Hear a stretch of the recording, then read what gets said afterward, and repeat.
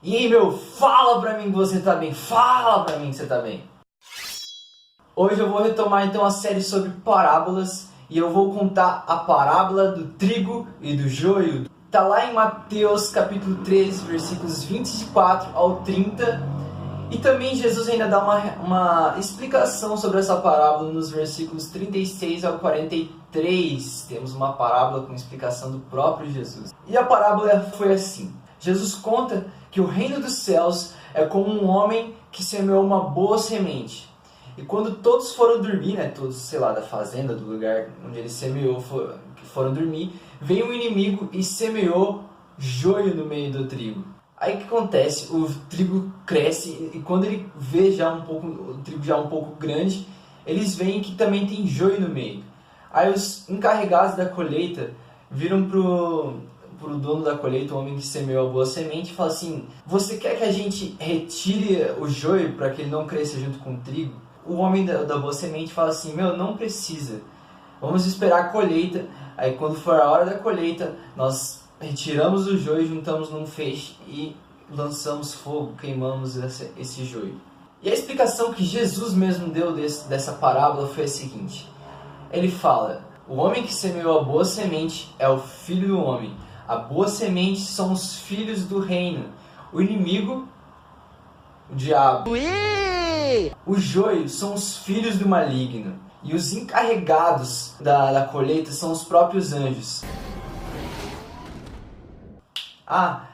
E o campo onde foi semeada a boa semente é o mundo. Eu sou um extraterrestre do planeta Lipton. Só pra gente sintonizar então. O que é trigo? Trigo é aquela planta lá que faz farinha, que a gente usa pra fazer farinha, que a gente usa pra fazer pão. Pão! Aqueles pão Seven Boys, né? Que é aquela marca? É Pumas, né? Pão de forma. Pão de forma! E o joio, o que é? É um tipo de erva daninha que ela é bem parecida com trigo, inclusive chamada de falso trigo. Então, primeiro ponto. Essa é uma parábola escatológica, ou seja, ela tem a ver com o fim dos tempos. O próprio Jesus falou, eu esqueci de falar na explicação de Jesus, mas ele disse que o tempo da colheita é o fim desta era. Ou seja, Jesus estava querendo dizer que no fim dessa era ele voltaria e os encarregados da colheita, que seriam os anjos, eles separariam o trigo do joio. E o trigo, que são os filhos de Deus, são aqueles que foram salvos, foram aqueles que aceitaram o sacrifício de Jesus na sua vida e fizeram de Jesus seu Senhor e Salvador. Eles reinarão eternamente com Jesus. Enquanto o joio são os filhos do maligno, são aqueles destinados à perdição, serão lançados no fogo eterno, no inferno. Eu gostaria de fazer um comentário em relação a isso. Numa passagem paralela, lá no capítulo 24 de Mateus, no versículo 41, ele também está falando sobre o fim dos tempos. Jesus também está falando que um dia ele voltará e os anjos separarão ovelhas de bodes. Naquele caso ele usa essa figura dos ovelhas e dos bodes. E as ovelhas, filhos de Deus que reinarão com ele.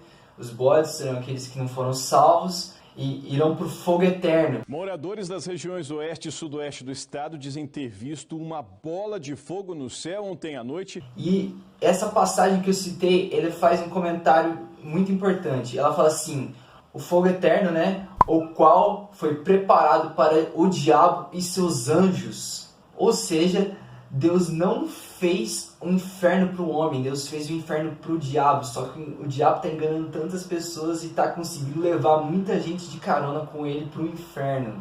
Um outro comentário também, uma vez eu ouvi numa pregação da Jaqueline Lodos, uma pastora brasileira do lado do IHOP em Kansas City. E ela disse uma coisa que eu achei muito interessante. Ela falou assim: Deus, ele é ciumento. Ele faz questão de ser o nosso único amor. Jesus é o nosso noivo e ele não aceita dividir a gente com mais ninguém. Mas o diabo, ele não é ciumento. Ele não se importa em ser só mais uma das nossas amantes. O diabo, ele não tem problema em dividir a gente com a própria igreja. Ele não tem problema que a gente vá para a igreja, que a gente tenha amigos na igreja, que a gente, que a gente leia a Bíblia, ou que a gente faça outras coisas, que a gente goste de outras coisas. Porque ele não quer exclusividade, ele só quer um pedacinho do seu coração, o suficiente para te levar junto para o inferno, junto com ele. Um outro aspecto que eu gostaria então de frisar em relação a essa parábola do trigo e do joio, é que Jesus fala assim, quando os encarregados na parábola perguntam: você quer que a gente retire o joio para que ele não cresça junto com o trigo?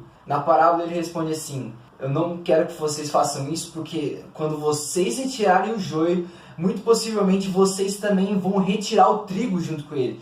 Então espere até a colheita, que então vocês separam o trigo do joio e lançam o joio fora. Lá em Gênesis, antes de Deus destruir Sodoma e Gomorra, ele fala assim: será que eu não vou esconder aquilo que eu estou prestes a fazer a Sodoma e Gomorra do meu servo Abraão?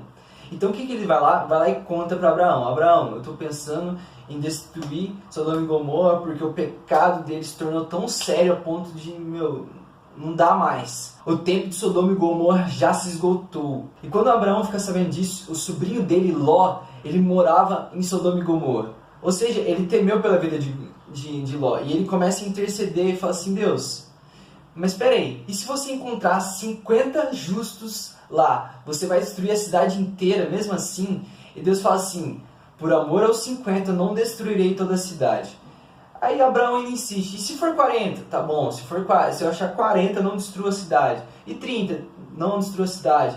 E 20, até fala assim: e 10, se for somente 10, Deus, você vai destruir a cidade inteira mesmo assim? E Deus responde: por amor aos 10, eu não destruirei Sodoma e Gomorra, se ele encontrar 10 justos. E o que ocorre? Ocorre que Deus não encontrou nenhum justo. A Bíblia não é clara em dizer se Ló era um homem justo ou não, mas por todo o contexto, né, da narrativa bíblica, eu não vou me aprofundar, não me parece que Deus encontrou em Ló um homem justo. Mas mesmo assim, por conta da intercessão de Abraão, Deus acabou que ele livrou Ló da destruição, mas ele não deixou de destruir Sodoma e Gomorra. O meu ponto é: Deus não destruiria Sodoma e Gomorra se ele encontrasse pelo menos 10 homens justos lá dentro. Ocorre que não tinha ninguém justo. Ou seja, é a mesma lógica dessa parábola. Deus não destrói o joio, Deus não arranca o joio, porque ele não quer destruir o trigo.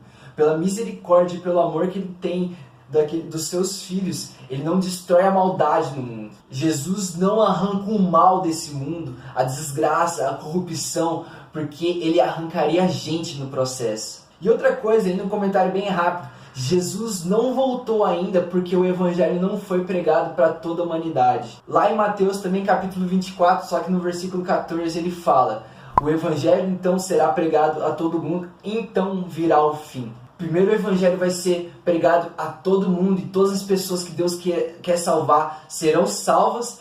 Aí então Jesus volta. Aí quando ele voltar, ele faz a separação do joio e do trigo, para finalmente reinar eternamente com os seus filhos. É isso aí, galera. Valeu por ter me assistido mais esse vídeo. Espero que você tenha curtido. E se você curtiu, deixe sua curtida, lógico. Faça aquele comentário, é isso aí, sei lá, compartilha, ativa o sininho, se inscreve, E a gente se vê até a próxima. Falou!